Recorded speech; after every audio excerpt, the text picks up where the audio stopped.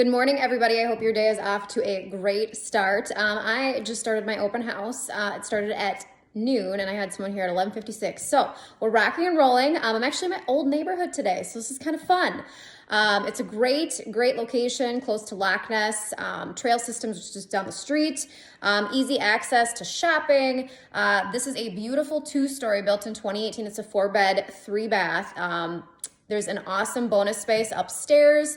And then 2 of the bedrooms have a Jack and Jill bathroom, which is awesome.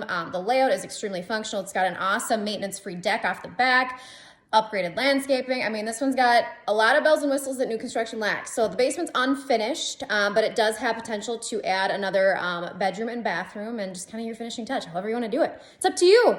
But I would encourage you to swing by if you are in the area. I would love to see you. I'm here from 12 to 1:30, and then I'm heading to the office. I got a couple buyer consultations today. So the sun's out. I hope you all have a wonderful day, and reach out if you have any questions. Take care.